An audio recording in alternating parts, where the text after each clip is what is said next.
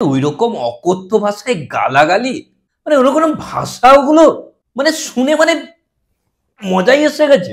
বাড়িতে বসে আমি আনকমফোর্টেবল ফিল করছিলাম। এত বাজে ভাষা, মানে শোনা যাচ্ছে না, কোনোভাবে কানে শোনা যাচ্ছে না। শেষ পর্যন্ত যখন সহ্যের সীমা ছাড়িয়ে গেল, জানলা খুলে আমি বলতে বাধ্য হলাম। ও বলে দিলে? হ্যাঁ, আমি বললাম যে কি জোরে বলো, শোনা যাচ্ছে না যে। তারপরে ওরা জোরে ঝগড়া করলো। মানে এত আনকমফোর্টেবল লাগছে, এত আনকমফোর্টেবল লাগছে যে আমি স্পটে গেলাম, গিয়ে দেখছি পাড়ার সবারই আনকমফোর্টেবল লাগছিল। সবাই মোটামুটি চলে এসছে। মানে সবার মুখে একটাই কথা যে মানে এরকম সভ্য সমাজে কেউ এরকম ভাষা বলে? ভাগ্যে সেটা অসভ্য সমাজ, তাই বলতে পারছে। ওখানে গিয়ে দেখলাম সবাই একদম মানে খুবই বিরক্ত। মানে সবাই ওদের বোঝানোর চেষ্টা করছে যে প্লিজ আরো ঝগড়া বাড়াও।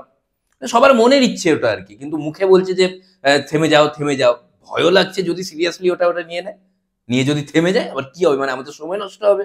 এত কষ্ট করে ঝগড়া দেখতে এসেছে, একটা আশা আর কি। মানে আমাদের পাড়াতে অনেক দিন ঝগড়া হয়নি, মানে গত দীর্ঘ 2 দিন মতো। তো আমরা চাইছিলাম যে একটা ঝগড়া যখন হয়েছে, একটা পুলিশ আসুক, একটা মজা হোক। এবার পাড়ার যত লোক জমা শুরু করলো, ঝগড়া আস্তে আস্তে থামতে শুরু করলো।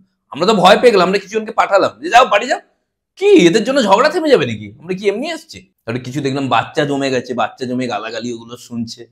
সবাই বলছে বাচ্চাদেরকে পাঠানো হোক, আজকে গালাগালি শুনছে কালকে গালাগালি দেবে। আর আমি ওদের বোঝালাম যে না, আজকে শুনছে মানে আজকেই দেবে।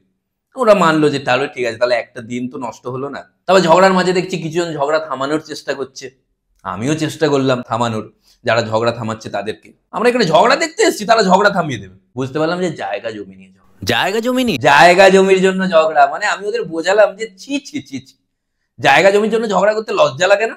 মিনিমাম মারপিটটা তো করো। তারপরে মারপিট শুরু হলো। কে দিয়ে মারপিট হচ্ছিল? ইট ইট ইট দিয়ে মারে, ইট ছোড়াছুড়ি।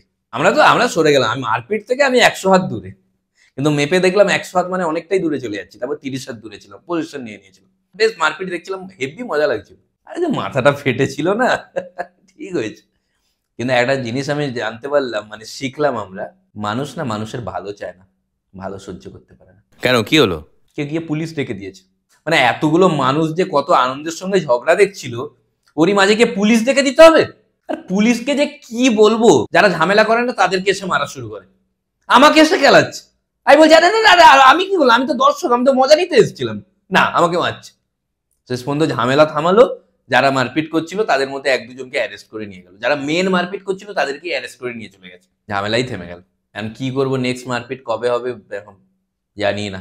কোনোভাবে ঝামেলা লাগাতে পারছি না। মানে এইভাবে যদি ঝগড়া ঝামেলা পাড়াতে থেমে যায়, তাহলে তো মানে গালাগালি দেওয়ার কালচারটাই চলে যাবে।